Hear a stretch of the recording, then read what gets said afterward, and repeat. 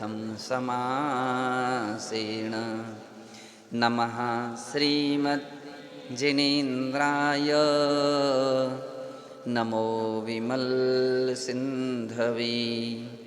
नमो गुरुवरेण्याय नमः सन्मतिसिन्धवे नत्वा श्रीकुन्दकुन्दार्यं जिनवाणी सरस्वती क्रियते स्वल्पबोधेन लिङ्गपाहुडवृत्तिका श्रीकुन्दकुन्दाग्रयति सरस्य क्रतिवरेण्या भुवि लिङ्गपाहुडं तदीयटीकां श्रमेणप्रबोधिनी करोमि भक्त्या सुरवाचि संस्कृते।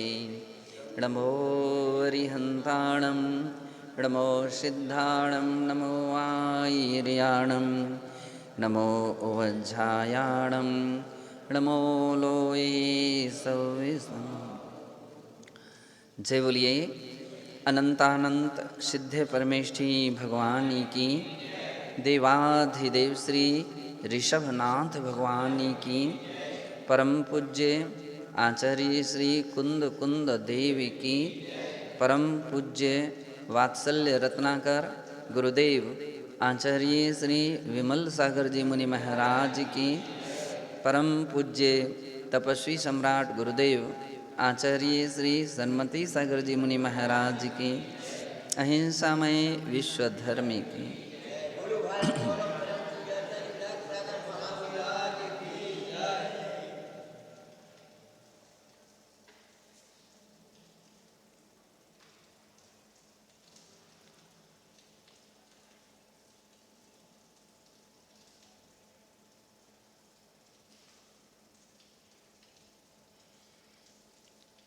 श्रमण प्रबोधनी टीका की 8वीं गाथा प्रारंभ हो रही है और इसमें बतला रहे हैं संप्रति रत्नत्रयाराधनाभिमुखस्य आर्तध्यानिनो अनंत संसारित्वं शास्त्रकारः निर्वर्णयन्ति।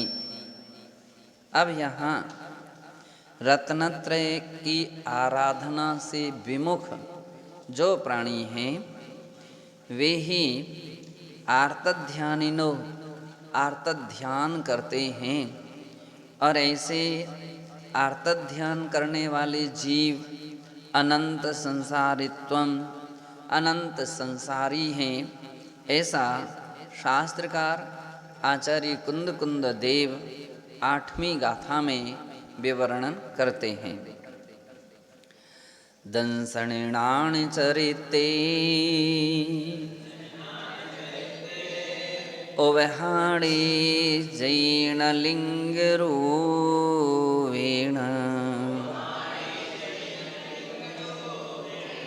अट्ठं झायदि झाणम् अनंत संसारिणो होदि।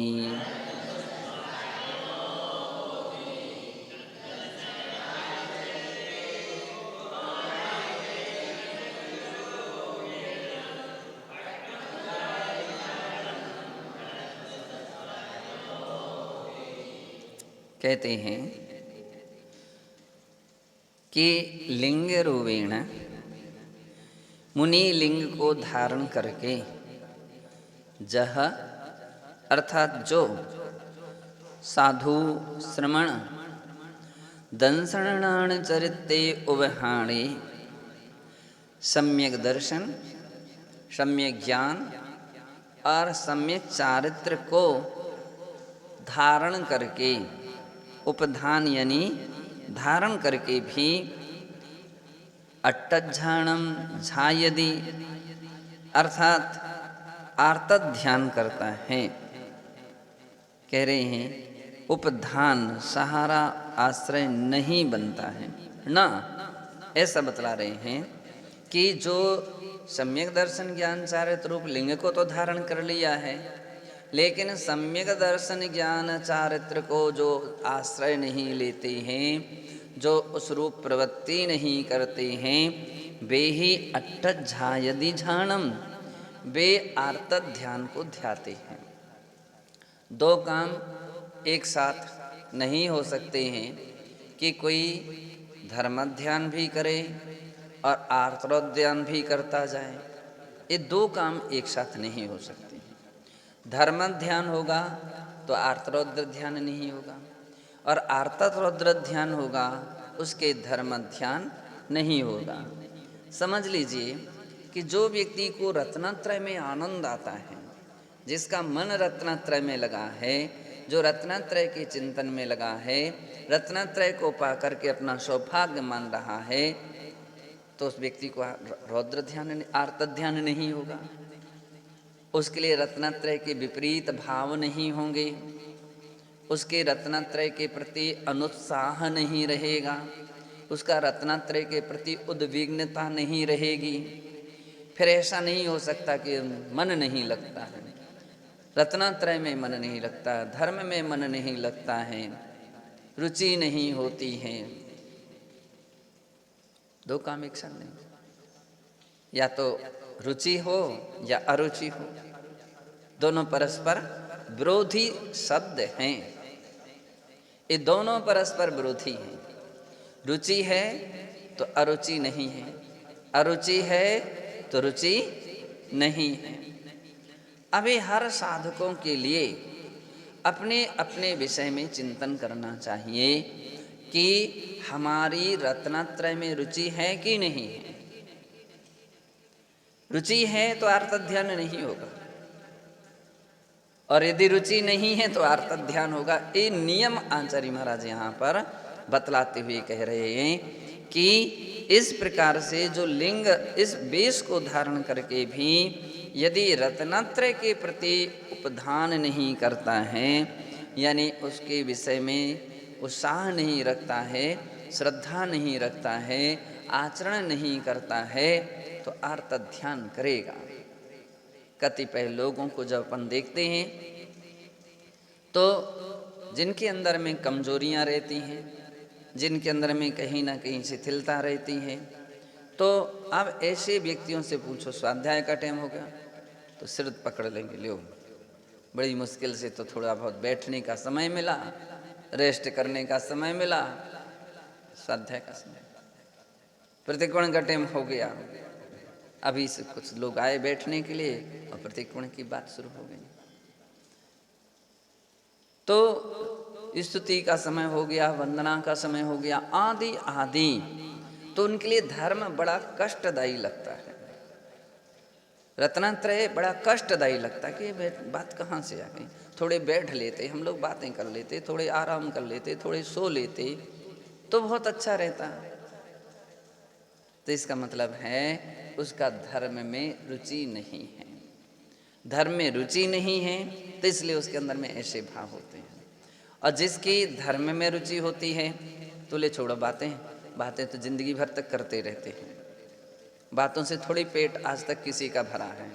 बातें नहीं करना, मुझे अपनी रत्नत्रय की साधना करना है, स्वाध्याय करना है, प्रतिकोण करना है, स्वाध्याय करना है, आराम तो खूब करते रहते हैं, लेकिन अपना चर्या का पालन करना है। सौभाग्य से अपने लिए ये महाव्रत या देश व्रत या संयम की प्राप्ति हुई है। क्षुल्लकों के लिए, आरिकाओं के लिए, क्षुल्लिकाओं के लिए, त्यागी वृत्तियों के लिए देश व्रत मिला है, वो भी बड़ा दुर्लभ है उनके लिए। महाव्रत जिनको प्राप्त हो गया है मुनि राजों के लिए, आरिकाओं के लिए, तो तला रहे भी दुर्लभ है। तो इस प्रकार के दुर्लभ है, इस भाव में हम जितना पालन कर लें उतना ही श्रेष्ठ है। क्यों? क्योंकि मनुष्य के अलावा और किसी गति में इसका पालन नहीं हो सकता है। और यदि हम एक एक दिन करके निकाल लें, सबसे एक दृष्टि से देखी जाए, देव आयु से की दृष्टि से बहुत कम मनुष्य की आयु है, नरक से भी बहुत कम आयु है। मनुष्य की आयु एक दृष्टि से बहुत थोड़ी है, और उसमें भी अपना कितना सारा समय किसी का गृहस्थ अवस्था में निकला है, किसी का अज्ञान दशा में निकला है, किसी का प्रमाद अवस्था में निकला है। तो अपने लिए जितना समय मिला है उसके विषय में चिंतन करना चाहिए कि हम इस समय का सदुपयोग करें।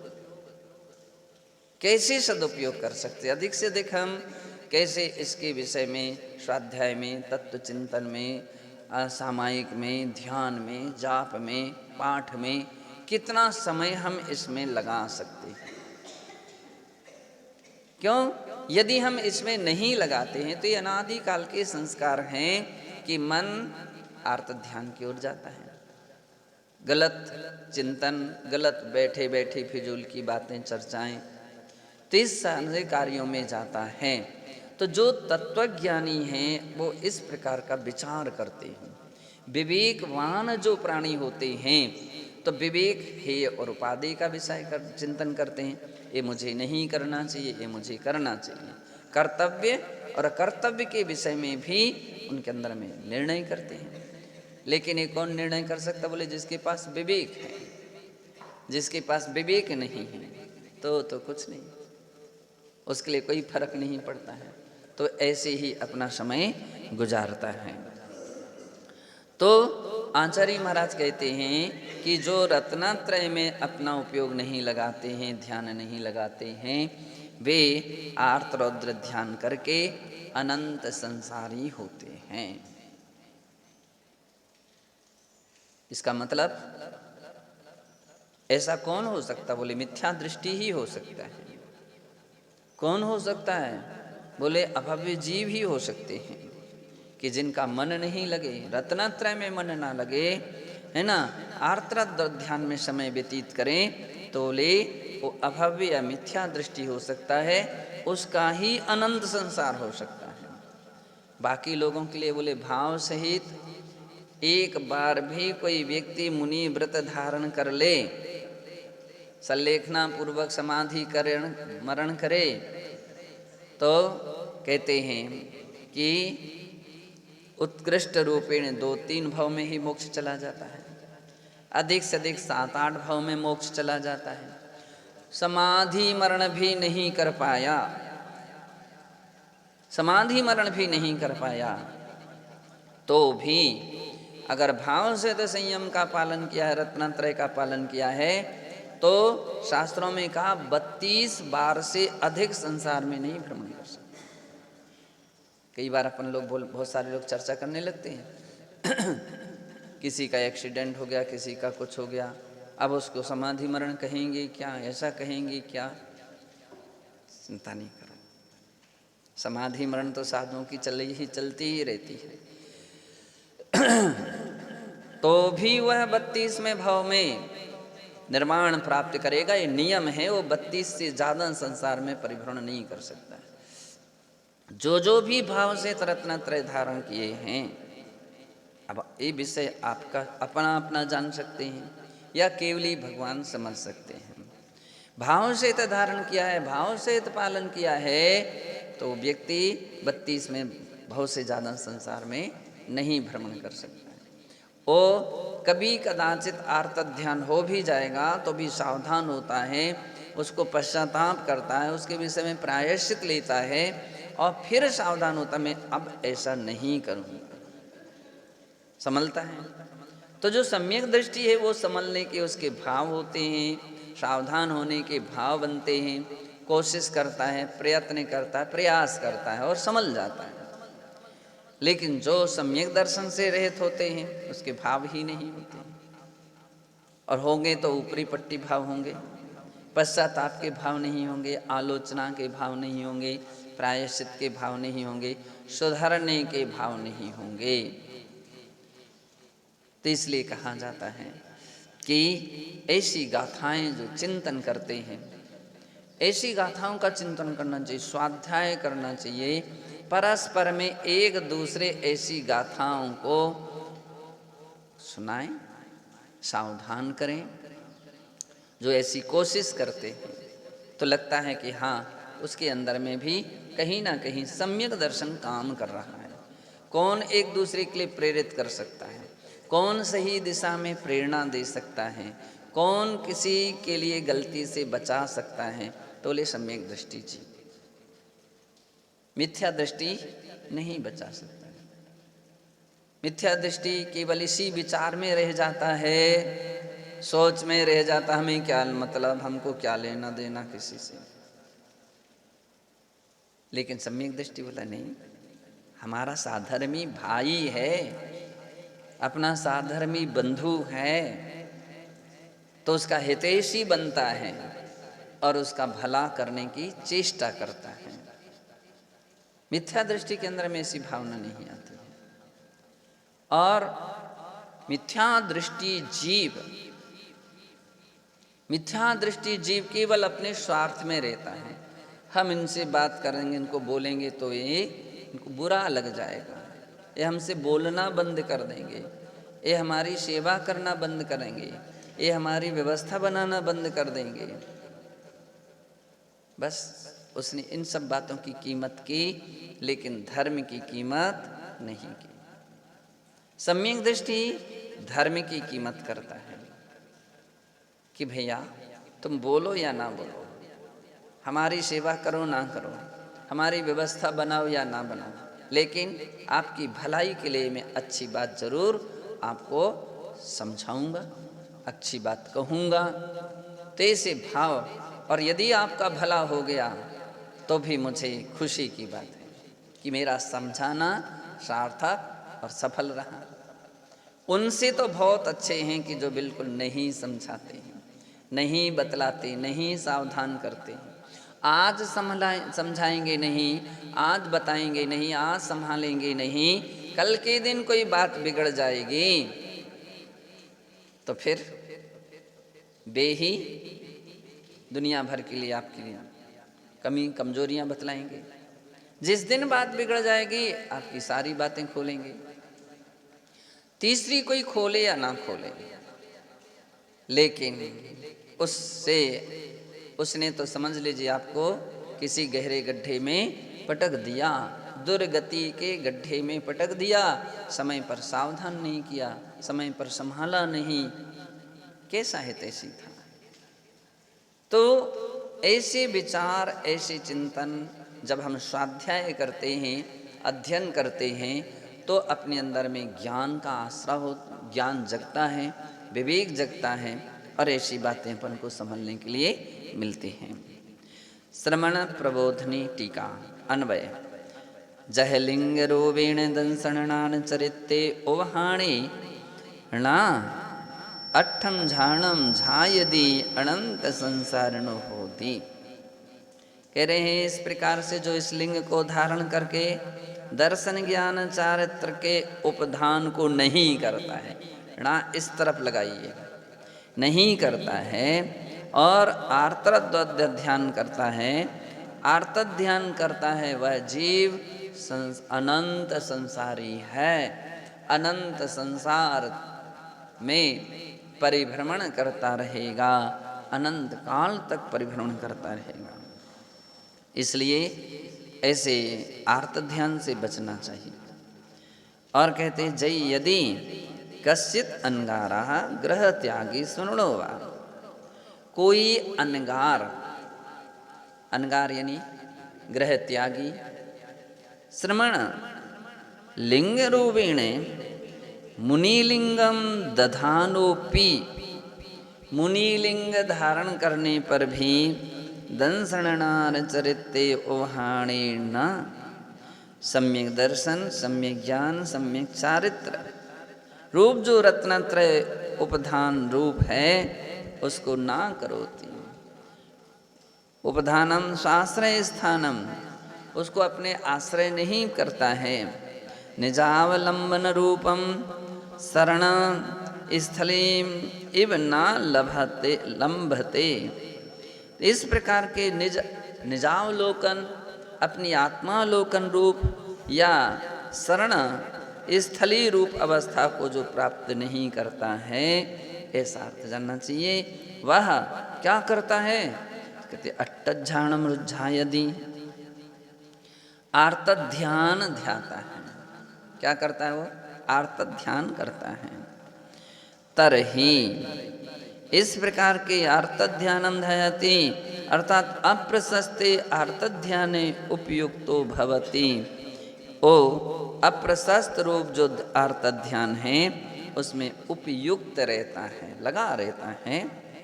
सा अनंत संसार न होदी तरही सा अनंत संसारी भवति। इस कारण से वो जीव अनंत संसारी होता है।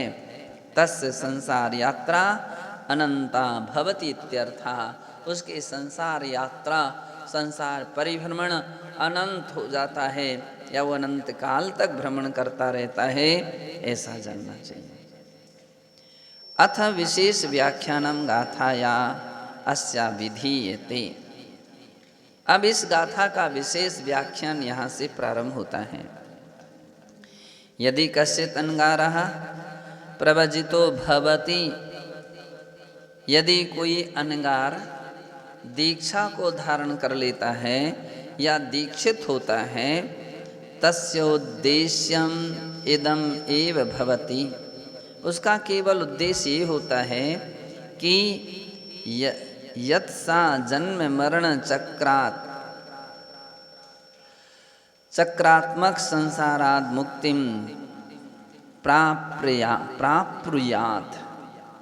उसकी क्या भावना होती है कि जन्म मरण रूप जो चक्र, जन्म मरण चक्र रूप जो संसार है उससे मुझे मुक्ति मिले।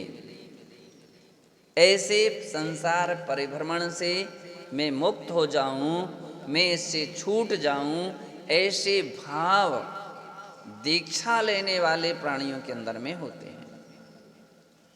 ये पवित्र भाव होते कि मैं संसार में अब परिभ्रमण नहीं करना चाहता। मैंने बहुत अनंत पर्याय धारण कर ली, सारी पर्यायों में भटक लिया है, देख लिया है, कहीं सुख शांति नहीं है। इसलिए अब इस संसार में से पार होना चाहता हूँ, मोक्ष पाना चाहता हूँ, सिद्धत्व की प्राप्ति करना चाहता हूँ। ऐसे उसके पवित्र भाव होते हैं। यतः सा संसार वर्धक प्रवृत्तिम सर्वथा त्यजति। जब ये भाव होते हैं तो संसार वर्धक प्रवृत्ति को समझता है, सोचता है कैसी प्रवृत्ति करने से संसार बढ़ता है, किन किन कार्यों से, किन किन कारणों से संसार की वृद्धि होती है। तो ऐसा चिंतन करता है, अध्ययन करता है, शास्त्रों से उन बातों को खोजता है कि किन किन कारणों से संसार वृद्धि होती है।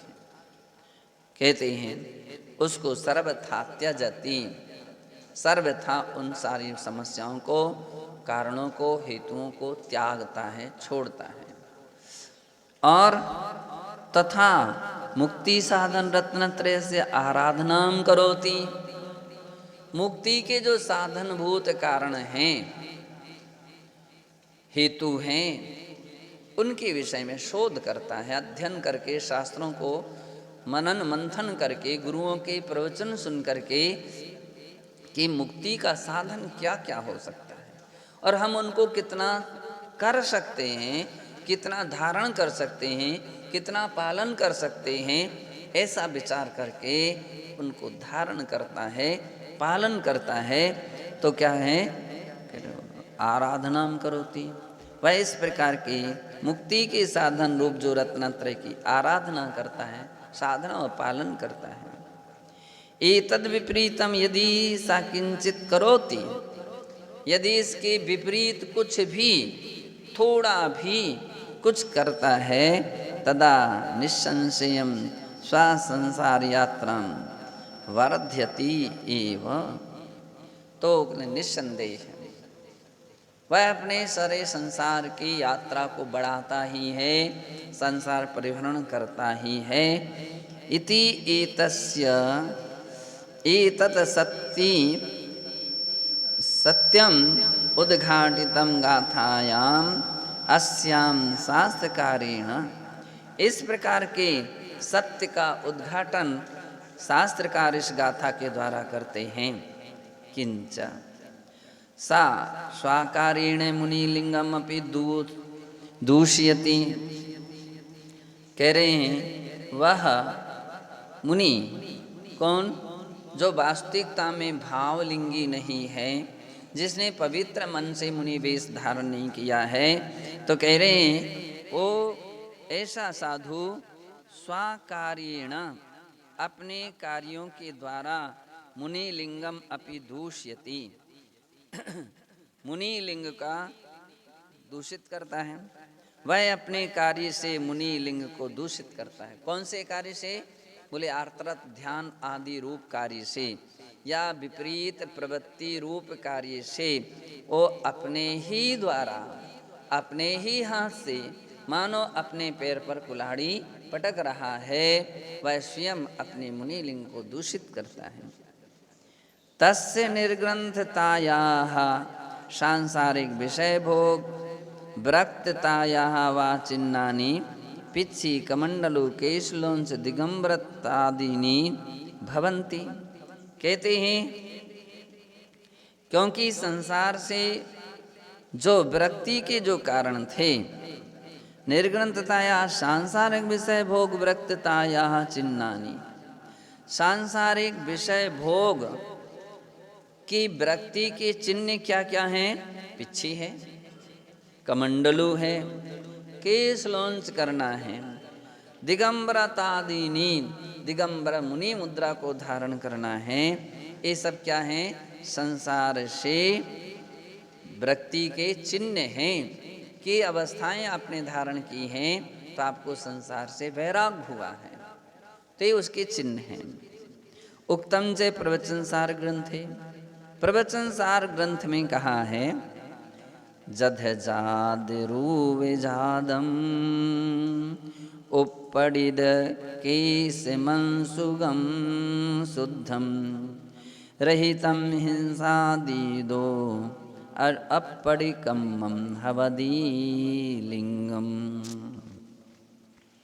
अर्थात जो जध जाद रूप जादम, जाद का अर्थ है जन्म, जन्म के समय सद्यो जात जो बालक होता है उसके समान। अब देखो सद्यः जात, यथा जात, यथा जात जन्म के समय की बात कही गई। जन्म के बाद तो फिर भी व्यक्ति कपड़े पहना देते हैं, लेकिन जन्म के समय तो जन्म जो हुआ है वो कुछ भी वस्तु के साथ नहीं हुआ है, ना वस्त्र ना आभूषण। तो कह रहे हैं सद्यो जाता है, जो सद्या जात यथा जात बालक के समान निर्विकार रूप को धारण करने वाले जो मुनि हैं, तो ऐसे क्या करते हैं? उपड़िद केस मनसुगम शुद्ध, उपड़िद केस मनसुगम कह रहे हैं अपनी दाढ़ी, सिर, दाढ़ी और मूछों के जो बाल हैं रोमाणी, उनको पड़िद अर्थात उखाड़ते हैं, केस लॉन्च जो करते हैं। और शुद्धम जो शुद्ध निर्विकार होते हैं, रहितम हिंसा दीदो और जो हिंसादि पापों से रहित होते हैं, पांचों पापों से जो रहित होते हैं। अपड़िकम्मम हवदि लिंगम कह रहे हैं इस प्रकार से वह अपड़िकम्मम शरीर की सजावट, शरीर का श्रृंगार, इससे रहित उनका लिंग वेश होता है। उस वेश में किसी प्रकार की शरीर सजावट नहीं होती है। ऐसी सहज मुद्रा के धारी निर्ग्रंथ दिगंबर मुनि होते हैं। और कहते हैं मुच्छारंभविजुत्तम जुत्तम ओग जोग शुद्धिहिं लिंगम न परावीखम अपूर्णभव कारणम जेहिम। तो ये तो बाहर का अवस्था बतलाई, केस लॉन्च करना, नग्न रहना, दिगंबर मुद्रा को धारण करना, पिछी कमंडल आदि धारण करना, ये बाह्य पहचान है। अंतरंग में क्या है? कह रहे मुच्छारंभ विजुत्तम।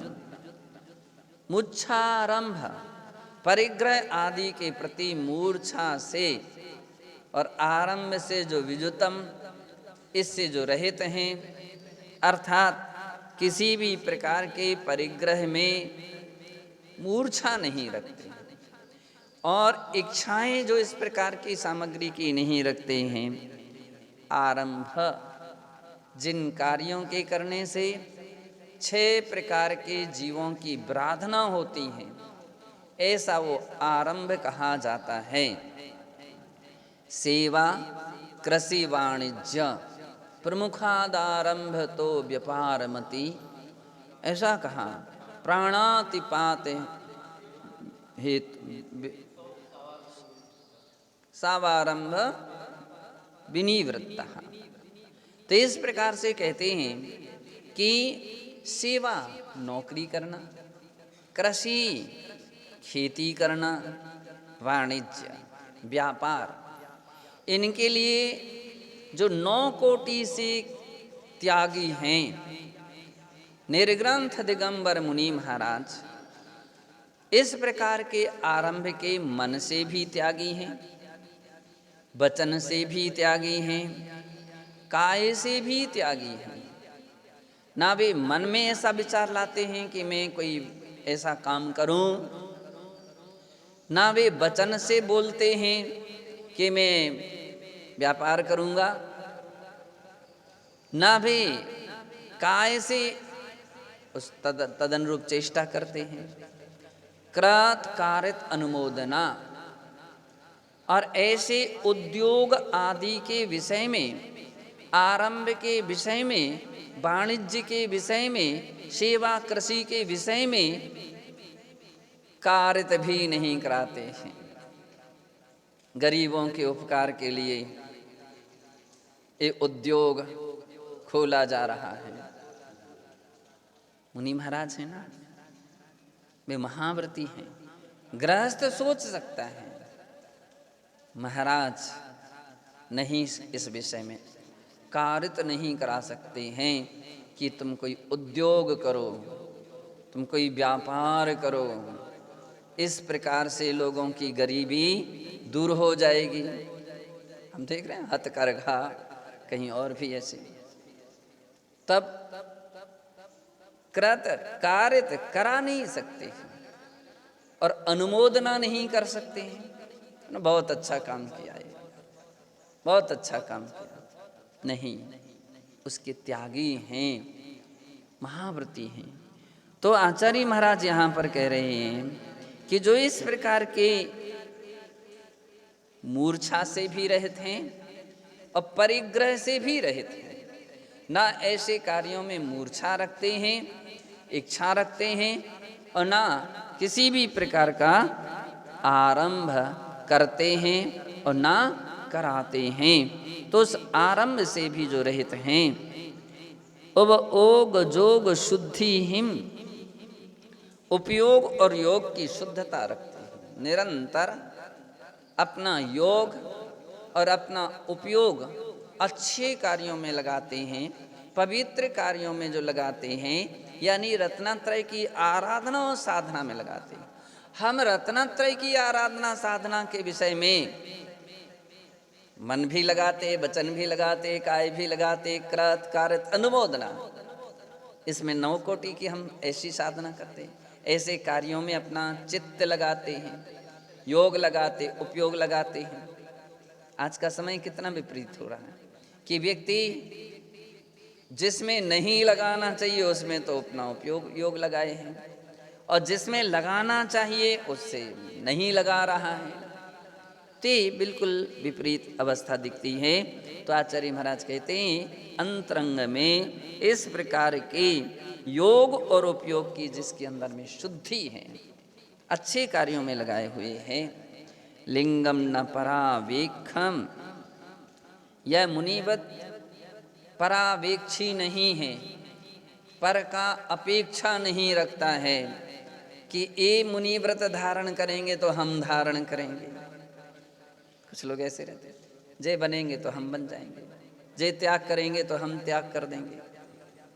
अरे भैया, उनकी हर व्यक्ति की अपनी अपनी क्षमता है। किसी को देख करके अपन को इंतजारी नहीं करना चाहिए। क्या भरोसा उसके भाग्य में हो या ना हो, और तुम्हारे भाग्य में थी, उसके कारण तुम भी वंचित रह गए। और ये भी हो सकता है कि जब तक तुम इंतजारी करे, उसके देरी से उसके मुनि व्रत धारण करने की अवस्था थी और तुम्हारी उतनी आयु नहीं थी, तुम पहले ही उसकी इंतजारी में चले गए और वो रह गए। ये अपेक्षा मत रखो कि ये व्यक्ति ऐसा करेगा तो मैं ऐसा करूंगा। उसने सामायिक नहीं की तो मैंने नहीं किया।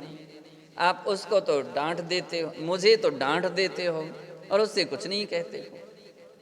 अब देखो, छोटे किस्म के लोगों के जब विचार उत्पन्न होते हैं, उनको टोकते हो, मुझे टोकते हो, उनको नहीं टोकते हो।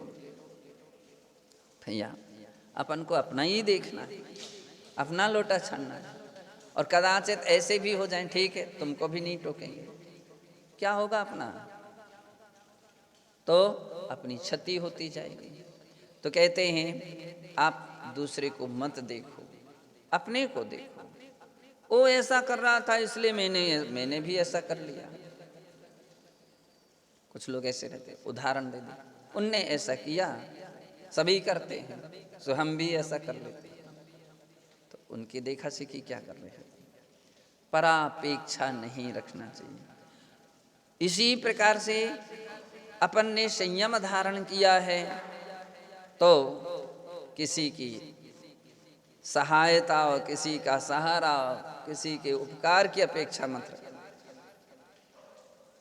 कि इसने हमारी सेवा नहीं करी, इन्होंने मुझे आहार नहीं दिया, इन्होंने हमारी व्यवस्था नहीं बनाई।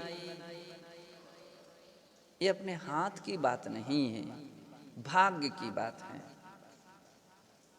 हम तो समझ रहे थे कि रोज चौका लगेगा, रोज आहार मिलेगा, तो कोई व्यवस्था ही नहीं बन पा रही है, कोई दे ही नहीं रहा है, अंतराई आ जा रहे हैं। अब ये तो बात पुण्य और भाग्य की बात है। तो कहते हैं दूसरे की अपेक्षा से संयम धारण नहीं करना चाहिए। हम तो सोच रहे थे खूब सेवा मिलेगी, खूब सेवा होगी, कुछ सेवा ही नहीं हो रही है। तो अपना भाग्य, ऐसे प्रसंग पर क्या विचार करते हैं, अपना भाग्य सही नहीं है तो क्या कर सकते, इतना पुण्य नहीं है। अस्वस्थ हो गए, कोई डॉक्टर तक नहीं आया, कोई वैद्य भी नहीं आया, कोई औषधि भी नहीं आई, एक किसी पर की अपेक्षा से अवस्था नहीं होती है। कोई हमारे लिए आहार देने ही नहीं जाता है, कोई कमंडल लेने वाला नहीं है। भैया कहते हैं नरा न पराभिक्षम लिंगम, यह मुनि व्रत परापेक्षी नहीं होता है कि सब प्रकार की बातों को स्थान मिले। कहते असहाय मोक्ष मग्गम, मोक्ष मार्ग कैसा असहाय है। आप अपना काम जो उचित है वो अपने हाथ से करो, बाकी भाग्य पर निर्भर रहो। अपुनर्भव कारणम जीर्णम, इस कारण से आचार्य महाराज ने कहा कि ये अपुनर्भव का कारण है। अपुनर्भव का अर्थ है कि पुनः अब भव धारण ना करना पड़े, ऐसा जो अपुनर्भव है यानी मोक्ष है, जहाँ से फिर संसार में व्यक्ति को आना नहीं पड़ता है, भटकना नहीं पड़ता है, ऐसा मोक्ष का कारणभूत यह मुनि व्रत है, मुनि लिंग है। भगवती आराधना ग्रंथे च निरूपितम, भगवती आराधना ग्रंथ के भी 79 नंबर की गाथा में इस बात के लिए निरूपित किया है। वहाँ कहा है अच्छेलिकम लोचो वो 60 शरीरदाय पड़ी लिहिणम, ऐसो ही लिंग कपो चदो विहो दि उत्सगे। अच्छेलक, अच्छेलक का अर्थ है चील धारण नहीं करना। जो चील, और चील एक प्रकार के नहीं होते हैं, अनेक प्रकार के होते हैं। कपड़े को भी नहीं पहन सकते हैं, छाल को भी धारण नहीं कर सकते हैं, बक्कल को भी धारण नहीं कर सकते हैं, चर्म आदि को भी धारण नहीं कर सकते हैं। तो इस प्रकार से शास्त्रों में पंचचैल का उल्लेख है। 5 प्रकार के जो वस्त्र हैं उनको भी जो धारण नहीं करना अचेल कहते हैं, यानी निर्ग्रंथ मुद्रा में रहना, नग्न अवस्था में रहना अचेलक है। लोचायम, और कहते लोचो केस लॉन्च करना, तो अचेलकता लोच। बोसट शरीर दा पड़ी लेहणम, बोसट शरीर दा, हाथ से केस लॉन्च करना, लोचो, और शरीर शारीरिक ममत्व का त्याग करना। बोसट शरीर है, हम स्नान नहीं करेंगे तो शरीर में मेल लगा रह जाएगा, फुड़ियाँ हो जाएंगी, फुंसियाँ हो जाएंगी, दाद खाज हो जाएगी। ये सब चिंतन नहीं करते हैं, विचार नहीं करते हैं। विवेक का तो ध्यान रखते हैं लेकिन ममत्व तो नहीं रखते, मोह नहीं रहे। मैं कमज़ोर पड़ गया, अब कमज़ोर पड़ गए तो किसी के हाथ की बात है। आपका वीर्यांतराय कर्म का उदय, कमज़ोर पड़ गए, है ना। 6 उपशम होगा, आप फिर से वैसी के वैसे हो जाओगे। तो कह रहे हैं वो सट शरीर दाय पड़ी लेहणम, प्रतिलेखन धारण करना, पीछे धारण करना, ऐसो ही लिंग कप्पो। इस प्रकार का यह 4 प्रकार का लिंग अर्थात उत्सर्ग मार्ग कहा गया है। ये मुनि वेश कहा गया है। मुनि की 4 बातों से पहचान होती है। भाव प्रावित ग्रंथे च निर्दिष्टम, भाव प्रावित ग्रंथ की 81वीं गाथा में बात कही है। पंचवे चेलयायम खिदि शरणम द्वे संजमम भिक्खु भाव भाव्य पुव्वम जणलिंगम निम्बलम शुद्धम। कहते हैं पंचवे चेल, मैंने बतलाया था 5 प्रकार का वस्त्र कौन कौन से हैं। रोमच, रेशमी, बक्कलच, चर्मच व रुई से बने हुए, ये 5 प्रकार के जो वस्त्र हैं, उन 5 प्रकार के वस्त्रों को जो धारण नहीं करते हैं। खिदि शयनम, क्षिति शयन, क्षिति शयन का अर्थ जो पलंग पर नहीं शयन करते हैं, जमीन पर शयन करते हैं। मुख्यतः वास्तविक विधि तो जमीन की है। जंगलों में पाटी और तखत नहीं होते थे। जंगलों में जब साधु रहते थे वहाँ पाटे और तखत नहीं होते थे। क्षिति जमीन, शिला, आज भी दक्षिण में तमिलनाडु में अनेकों ऐसे श्रमण स्थान बने, श्रवण गुफाएं बनी हैं, और श्रमण गुफाओं में श्रमण शैयाएं बनी हैं।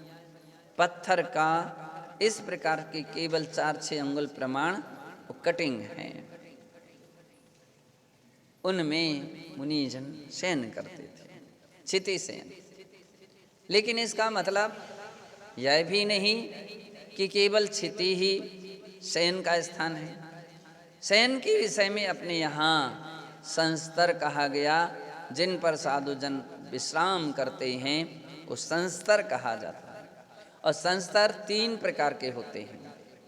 एक काष्ठ शिला संस्तर, शिला संस्तर यानी पत्थर आदि की शिलाएं अथवा जमीन।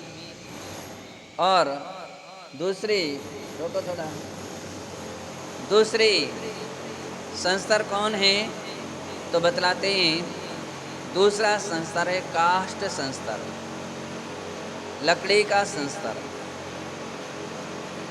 और तीसरा संस्तर कौन है तो बोले तीसरा संस्तर है वह तृण संस्तर, अर्थात चटाई आदि में विश्राम करना, इस प्रकार के 3 प्रकार के शस्त्रों का शास्त्रों में उल्लेख आता है। तो इस प्रकार से क्षिति शयन से इन सारी बातों को ग्रहण करना चाहिए। लेकिन पलंग पर नहीं लेट सकते हैं, खाट पर नहीं लेट सकते हैं, और भी ऐसे गद्दे आदि पर नहीं विश्राम कर सकते हैं।